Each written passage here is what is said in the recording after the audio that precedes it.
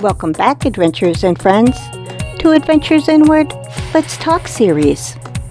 For those who are here for the first time, hello, welcome. Thank you for joining us. Just a reminder to hit that like button and be sure to subscribe. It's free. Don't forget to click on the notification bell if you would like to know when I post new videos.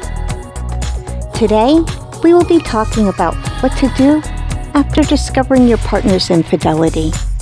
Should you stay or should you go? So get comfy cozy, open your heart, open your mind, and let's get into it. First, I would like to go over some key points I will be highlighting. Many relationships are worth saving, despite infidelity. But the restoration of trust is paramount. Since partners will never be 100% in alignment, it's important to set realistic expectations. Asking these questions can help partners decide whether the relationship can recover, or if they are better off going their separate ways. Without question, cheating is the most painful of betrayals.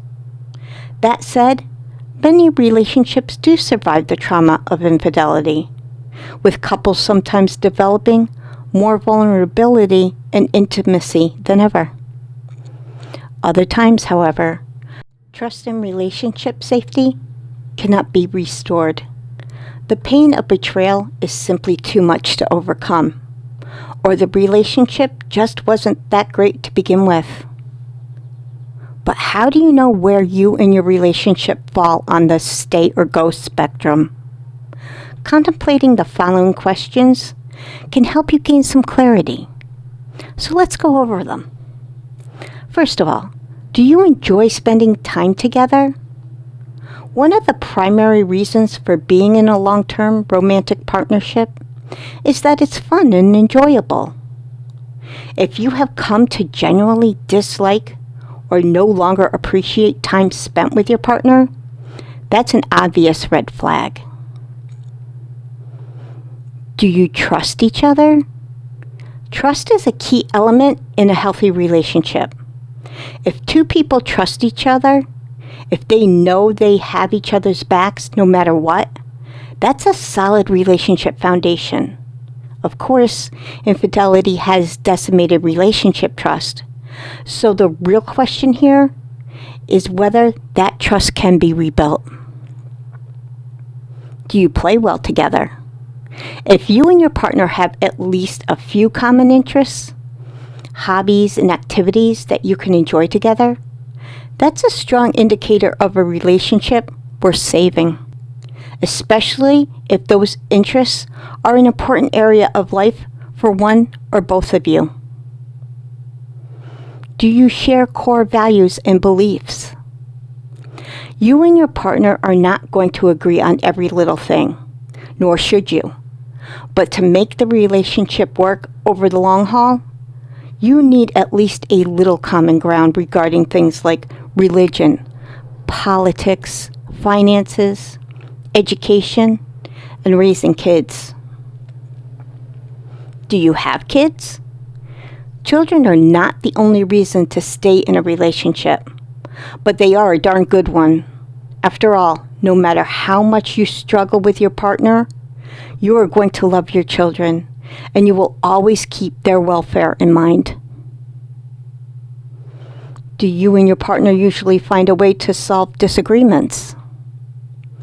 In any intimate relationship, conflict is inevitable. It is also useful because it helps us to define our boundaries. In healthy relationships, arguments and disagreements are actually growth opportunities. Chances to learn patience, empathy, and new ways of thinking and relating. Are you free to be your own person? As previously stated, good relationships are built on commonality, but too much closeness and agreement can feel smothering. The best relationships involve separate people with separate identities, with each person free to think and act as they see fit, with certain mutually agreed upon limits and boundaries. Do you respect each other? If you and your partner each bring something special and meaningful to the relationship, then it is much easier to respect each other's opinions, interests, beliefs, and contributions. If, however, the relationship is drastically unequal, with one person running the show at all times, you will probably continue to struggle. Do you still enjoy sex with each other? Okay, you're probably well past the puppy love stage, when you first started dating and having sex. So the question here is more about whether you feel a continuing spark of sexual attraction to your partner, and if you enjoy the physical intimacy the two of you still have, or that you were having before the discovery of cheating. Does your partner support you emotionally?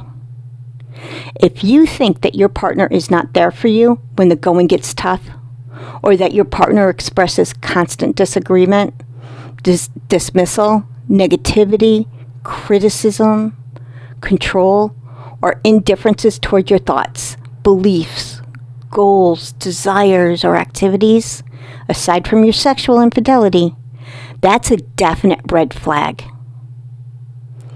Does your relationship roll with the punches? It is important for both you and your partner to understand that a relationship is not stagnant. If growth occurs or is sought, and both parties accept and even cheer that, then there is a great foundation on which to rebuild. Conversely, the more resistance to change there is, the tougher it will be to heal that relationship you have.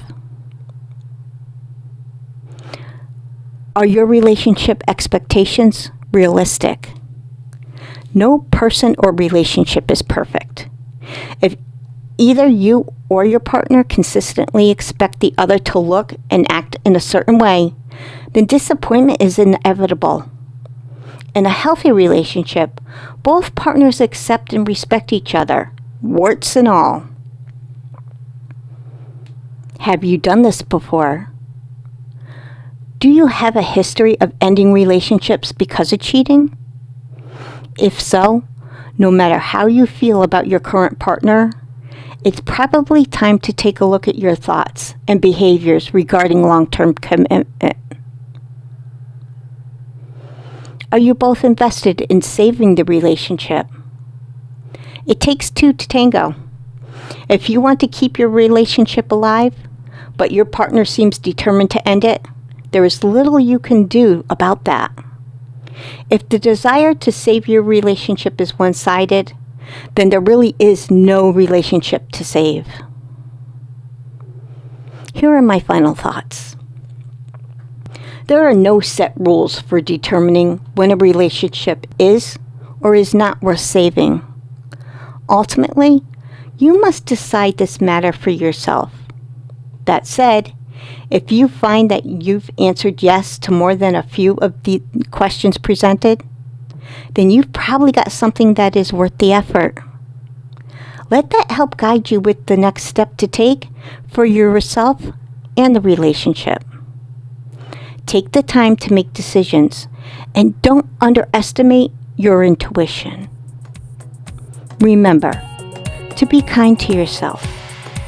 Give yourself grace. And always, always love yourself.